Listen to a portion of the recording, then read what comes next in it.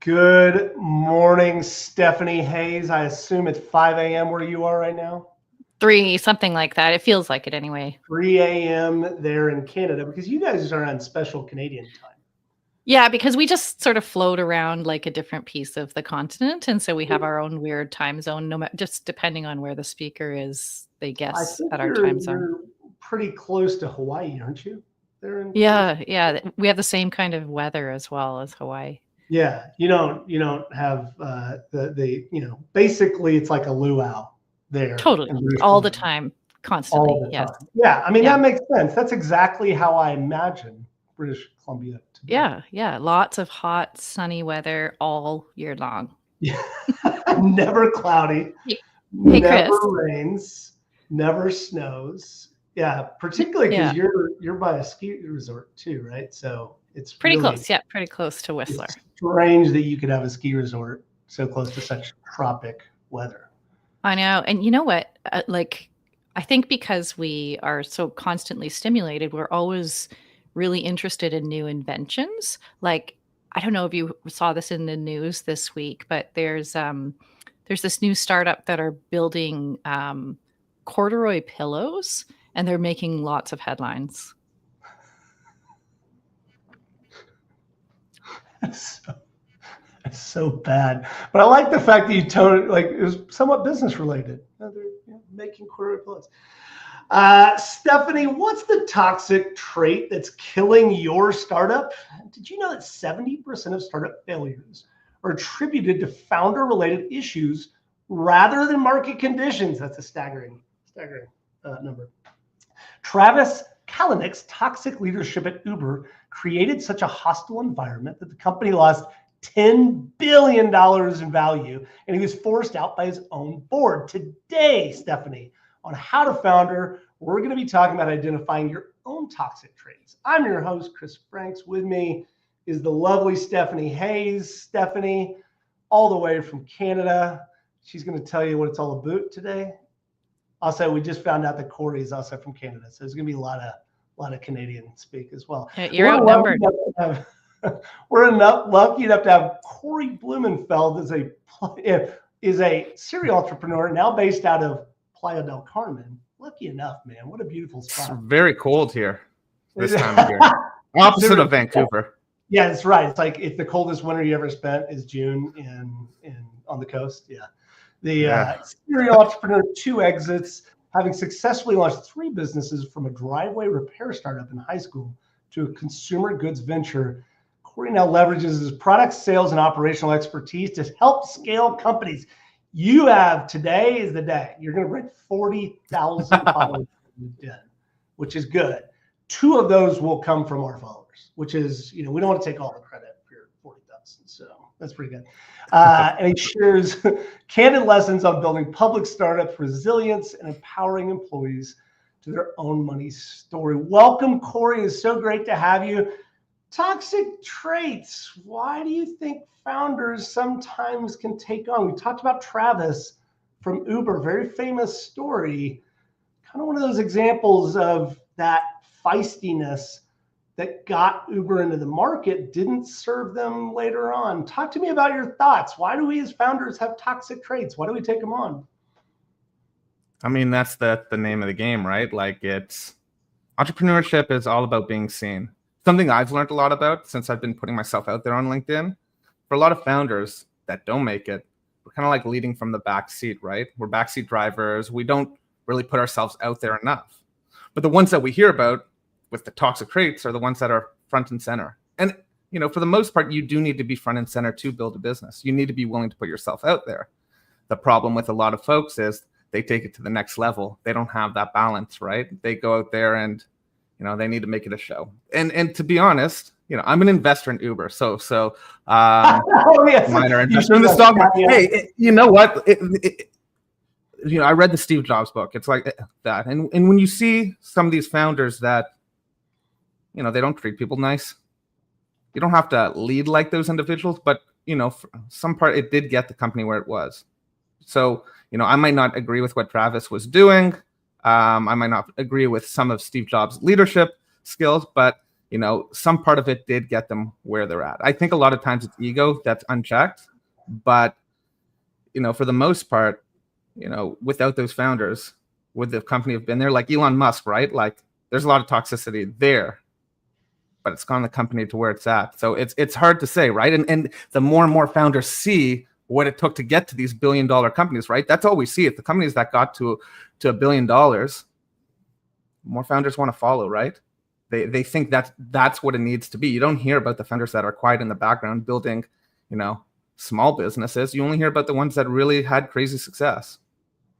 I think the first thing that you hit on is such a big one, right? It's this idea that you need to be out front for your company. And I think it's something that I've kind of come to begrudgingly, Cory. Like I thought that, no, it really should be about the brand. It should be about the company. It should be about the team. Problem is that Stephanie, in a world of absolute freaking noise where there's so much stuff, I feel like we as founders oftentimes forget that people connect with people. Is that true? I think that goes for externally and internally as well. And, when you're talking about toxicity, this can go both ways. And when you build a toxic culture inside your organization, then you have a really hard time building an external culture that is congruent, right? And so relationships are, the building blocks of any brand and any business. And Cory, I'd be super interested to hear your perspective on, because I'm going to go here, on the sort of the flavor of toxicity between men and women founders. So, I think it exists. I've seen a lot of this going around, right? I don't think it's male versus female. I think that a lot of it comes down to what we see a successful founder looks like. I think, yes, there are a lot of stereotypes that people flash the light onto, but, for me personally, I think it's more entrepreneurship in general, right? As an entrepreneur, you need to be out there. You need to have an ego. You need to be seen. You need to be loud. You need to be that visionary. You need to be that person that investors back, right? I did a post on this, or I did another podcast on this a couple of days ago, where it's like, it's that mindset. It's like, we're investing in you, right? And for me, like, I think it's more of an entrepreneurial trait. I write a lot about this, like entrepreneurial stereotypes. We're going into entrepreneurship, there's just a lot of pressure on you to be someone that you're not always are when you start, right? So yeah, there are a lot of, there are a lot of differences, but in a way, I like to focus on entrepreneurship as a whole, because I don't think if you don't focus on the topic as a whole, what makes entrepreneurs toxic, then you can't really get to the bottom of the issue. But there may be some differences, but I think it's more on how we act towards entrepreneurs. I think the number one thing to highlight here is there's not enough female entrepreneurs, and they make really good leaders. And we don't have enough of that. We don't have enough investment. We don't have enough diversity in entrepreneurship. So we don't see a lot of differences, right? There is a lot of toxicity in the place, in entrepreneurship. But, I think over time, what we need is to promote diversity in entrepreneurship. There needs to be more quality. You might see a change in the dynamics of, I guess, the field of entrepreneurship as we get more support towards different ethnicities, different genders. So, yeah. I think the thing that really struck me as this part of the conversation is there is this element of being driven and relentless and exacting at times that I relate to. Everybody just said, Steve Jobs classically, lately Jensen at NVIDIA, where he has, 126 direct reports or something like that. And, famously Jensen said, what would you do differently if you were going to do it again? He said, I just wouldn't do it because it was so dang hard, like all that stuff. Yeah. it's, I think, Stephanie, the question that I have is, when we look at sort of the archetype of founders, and we're naturally going to be drawn to those people, are we just drawn to the people that are kind of a little bit toxic just by definition? No, I think we're drawn to the people that make us think or that make us feel something. And so where this balance comes in is this awareness, right? So it's balancing self-confidence with self-awareness. I know that the kiss of death with entrepreneurs, because I work with them all the time, is when you lack that self-confidence and you lack the ability to, sometimes we just have to go out there and believe in our own idea, even if we don't have a lot of external validation for it. And so when we don't have confidence, that becomes that's the kiss of death. However, what I've seen so many other times is that, a founder goes out there and they have some type of experience where they're a little edgy, or they have a differing opinion, or and all of a sudden that blows them up. And so they go hard in that direction. So what I'm curious about is, like, if I want to have a level of self-awareness and balance up that confidence with that awareness, what are the things I need to look for? What are the triggers that I need to look for that say, hey, something's out of alignment here and you're going a little too far in this toxicity? Like, is there a toxicity dashboard for entrepreneurs? Like, what am I looking for? Yeah, and that balance, how do you find that balance? I think that's why I write about it so much. I think it's super hard. I think for founders, you need to go through the process, right? Every time I talk to a first-time founder, it's all they know is what they see, right? They see. 1 second, sorry about that. Hello. All they see. Mom, I'm on a podcast. Mom. It's the accountant. It's the accountant calling. The accountant.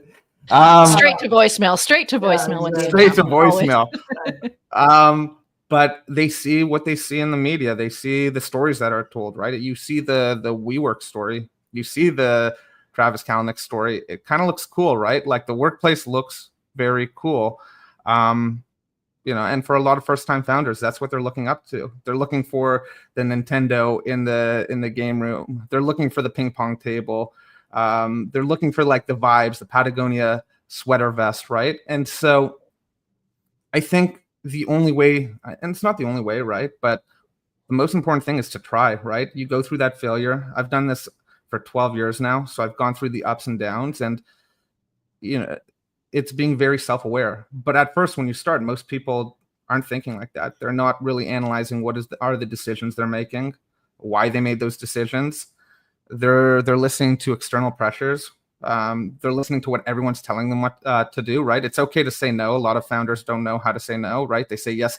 Every client that comes to them, before anything's signed, it's a client. Any investor that comes to them and says, oh, this is really cool, is an investor in the business.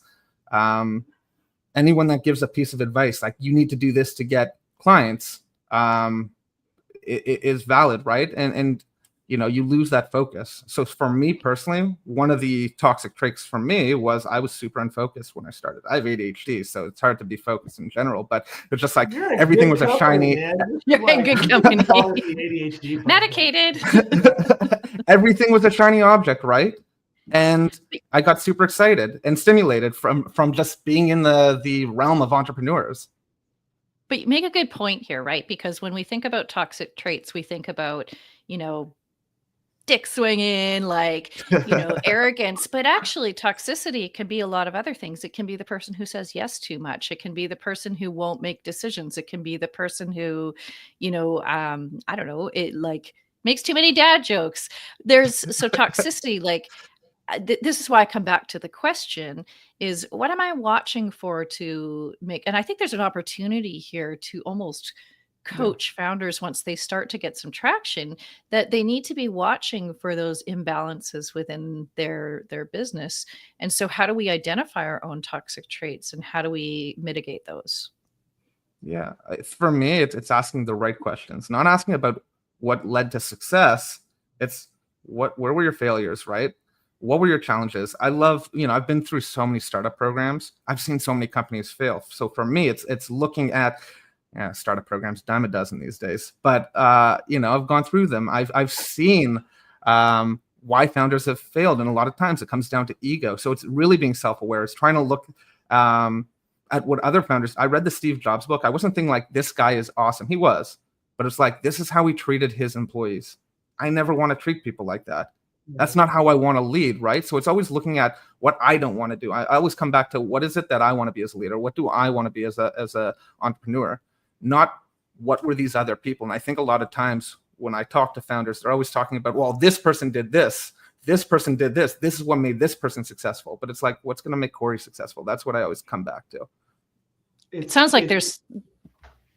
Yeah, it's a wildly interesting question, because here's the thing that strikes me from this, Cory.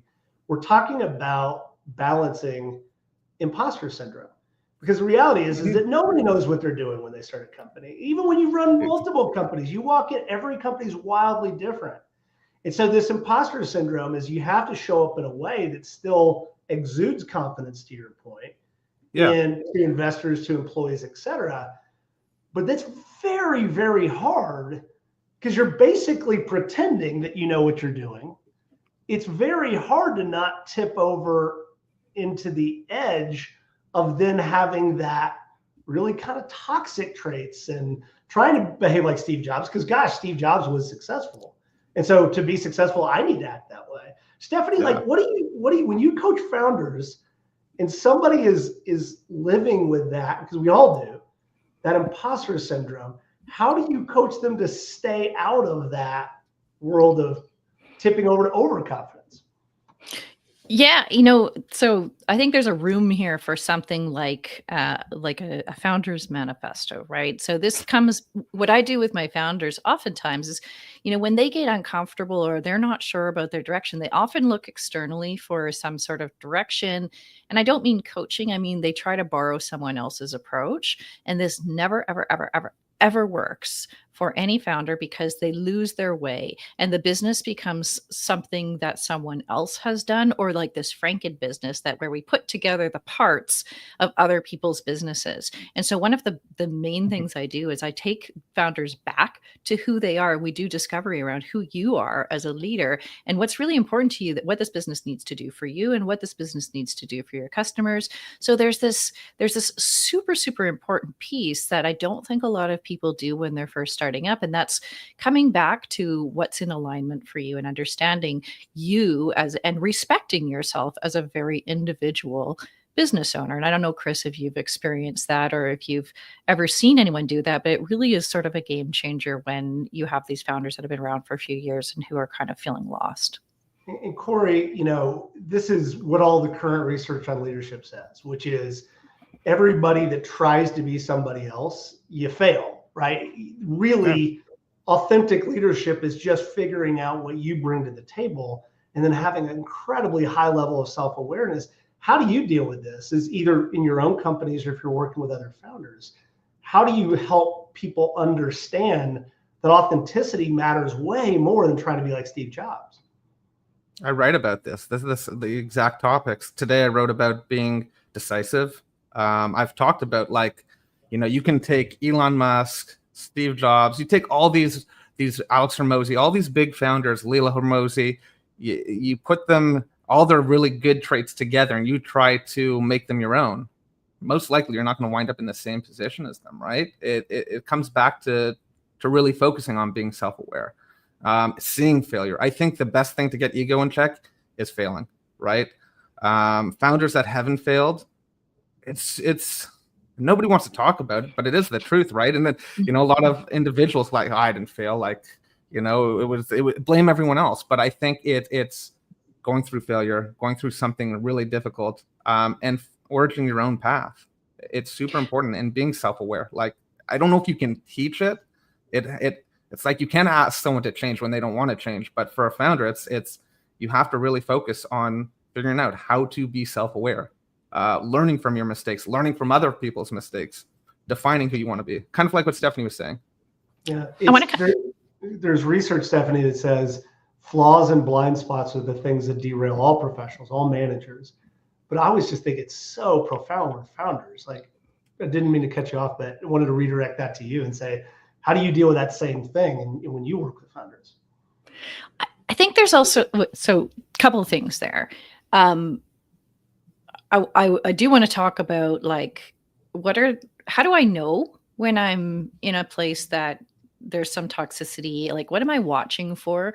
And that's a question I'd like to give to Cory, but to kind of come back to your question again with founders, it's so much about knowing yourself and being able to stand by who you are as an individual. And here's the thing, people are afraid of their weirdness, right? People are afraid of like being different than what they try to fit themselves into a mold. But actually that weirdness and that difference is what's going to make you stand out, and is going to make you run a really interesting, different kind of business where you can probably get a lot more people sort of rallying behind you. So I want to come back to that question around like, what are and maybe this is a question for you, Chris, too. Like, you work with a lot of founders. What are the triggers? Where do you see, things showing up in a business where you're like, there's some red flags here. There are some things that a founder can watch for that cause them to start digging into some self-awareness and like reflecting. What are those red flags? I kind of want to put that question to both of you. Well, I'll start with you, Cory, and then I'll redirect. The first thing, I'm super weird. I know it. I embrace it, right? I don't want to fit in the box. I want to be different. I want to be me. So I think for me, it's just embracing that. I don't know. How do you train someone to embrace that, right? That they're different. I think for founders, they a lot of them believe they're different. They want to be different. Like, why? That's the first thing. Why are you different? That's what an investor is going to ask you.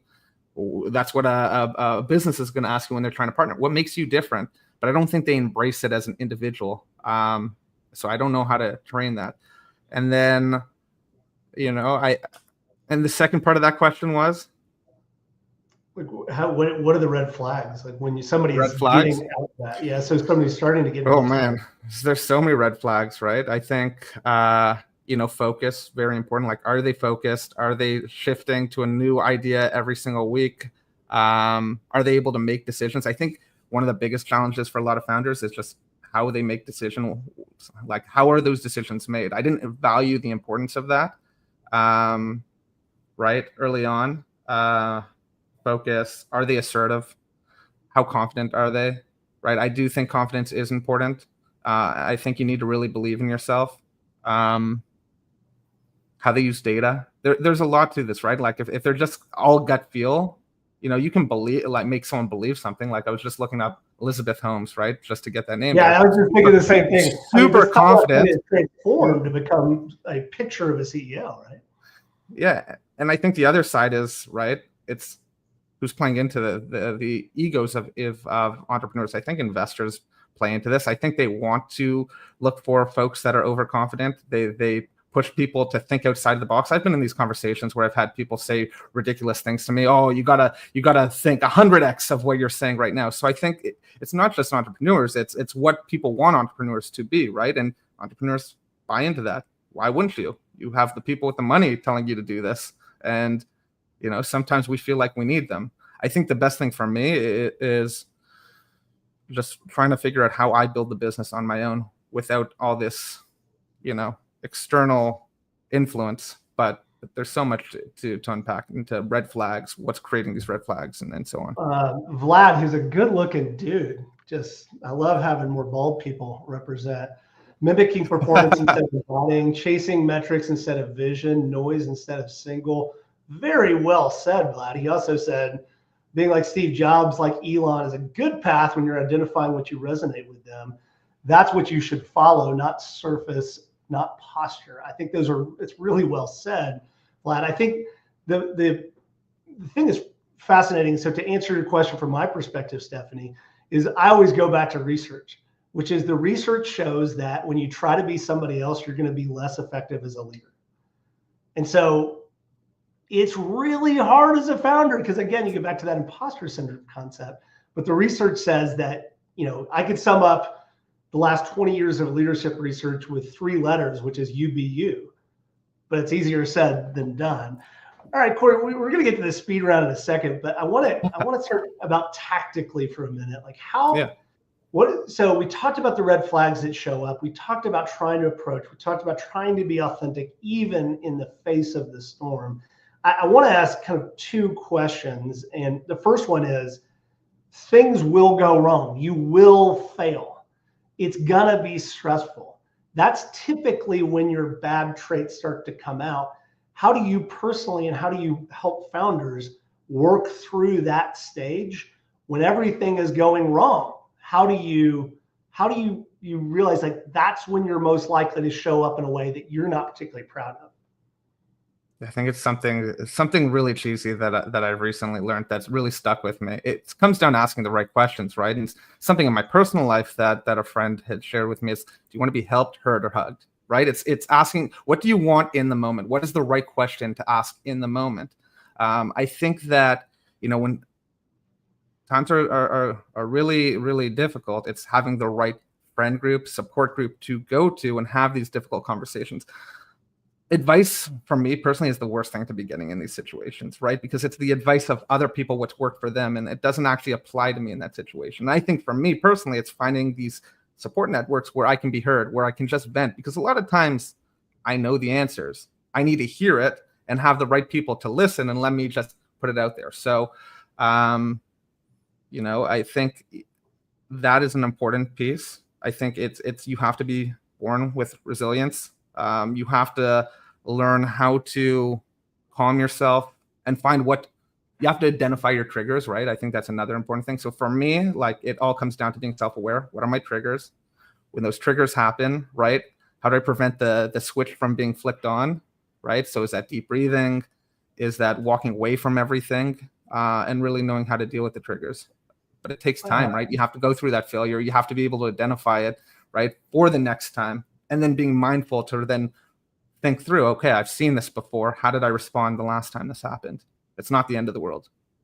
I mean, Stephanie, a lot to unpack there, but he just dropped a lot of wisdom in that statement. How do you think we can show up under stress? How do we show up in a way? And really, I think what Cory's saying is that you have to invest in raising your skills of self-awareness. How do we do that? One of the things I've always been a fan of is having almost your personal board of directors, right? And this is not, business board of directors. This is like, who are the people you have collected in your life, in your journeys, that are going to be truthful with you, that are going to reflect back to you what they know about you, and are going to be that sort of like that calming and also, insightful presence in your life that's going to be able to keep you grounded. And, some of the best leaders are super connectors who keep a core set of people around them all the time, and they respect and value.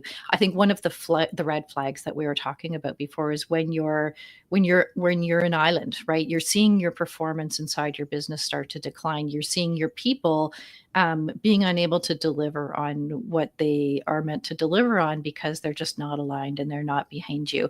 You're seeing your customers start to drop off. You're seeing your performance results go down. Those are really, very generic but also good red flags to be watching for. And when you start to ask that question, you can go back to your personal board of directors and say, okay, what are you seeing? What do you know about me? What are you seeing? Like, that is such an important piece to have inside your life. And some of the most successful founders I know have this humility and have this ability to look at themselves as not an ego, but as almost an entity on its own.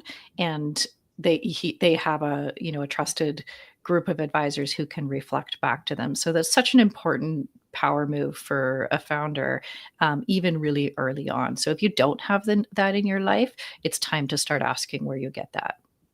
Cory, it's such a great point. I feel like we're putting a point on this conversation, which is, where do you find that? How do you do it? Who do you go to? I had to fail, right?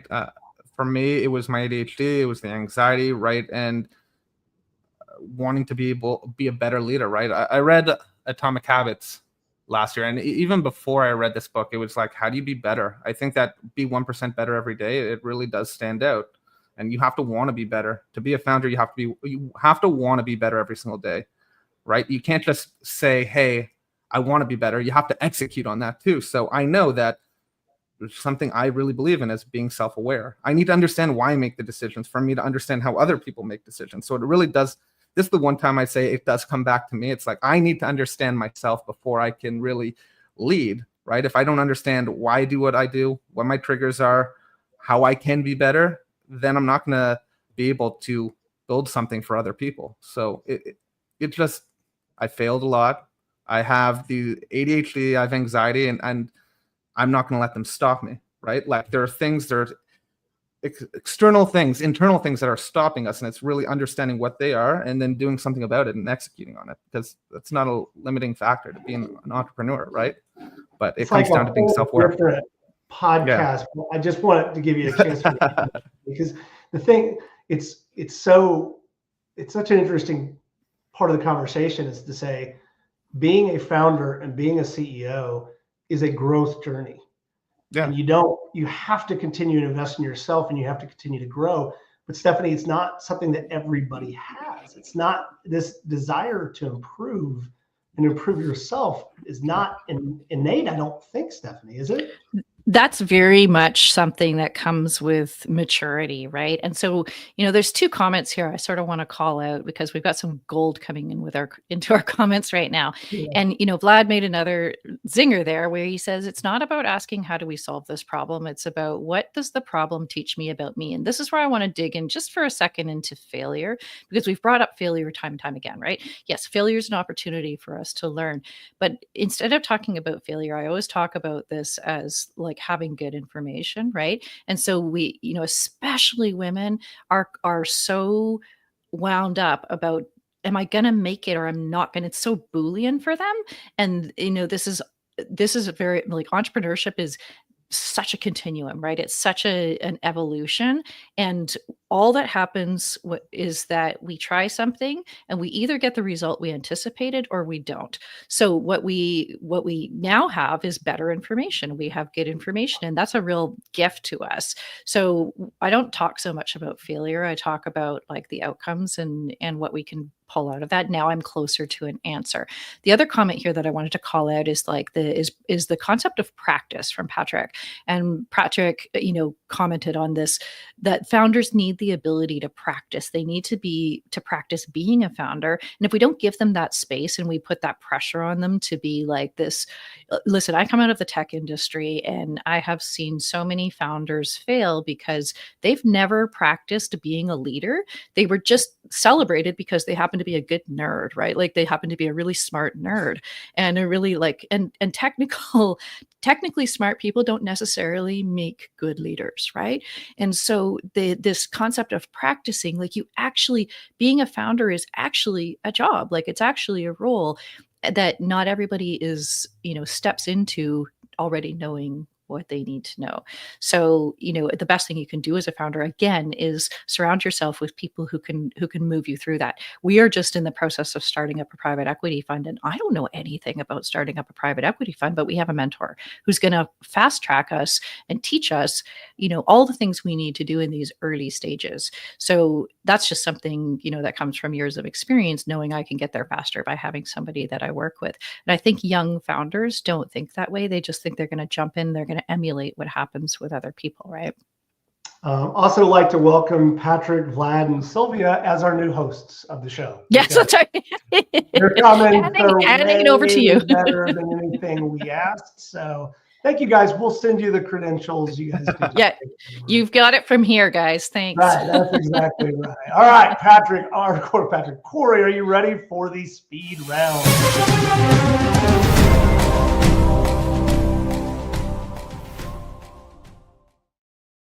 I actually prepped you for this. I'm just going to ask you a series of questions and just answer quickly. I think really outstanding prep that we did today, Stephanie. Perfectionism or progress? What's more important for a founder? Progress. Do I give a response or just one word? Just give me one. Yeah. There's like control freak or chaos? Chaos. I thrive in chaos. Blame others or own every mistake, even when it's not your fault? Own it. That's what a leader does. Micromanage. Solve problems. Yeah. Is it micromanage or trust? Trust. Act on impulse or truly analyze every decision? Can I say the middle? I You take have the middle You ground. can say whatever. Yeah, you can say that's a dumb It's question. a mix of both. It's a hybrid, right? It's a very good point. Really good conversation today. I feel like we could go a couple hours. Stephanie, what did you learn from today's episode? I haven't been paying attention. I don't remember what we talked about. We should just ask. We should ask the guests. All right. All right. So here's what I heard. Visibility is such a huge focus for founders, and they get really, really tunnel visioned around that. And because quiet leaders, quiet founders aren't often celebrated or recognized. And so they sometimes take that to the next level. And that's something that we need to watch for. This concept of balancing self-confidence and self-awareness, going into your founder role, knowing that, like, what do you put in place to make sure that you're constantly aware of who you are as an individual? Also asking the right questions. What were my challenges? Where did I fail, or where did I not get the outcomes that I wanted? And what can I take away from that?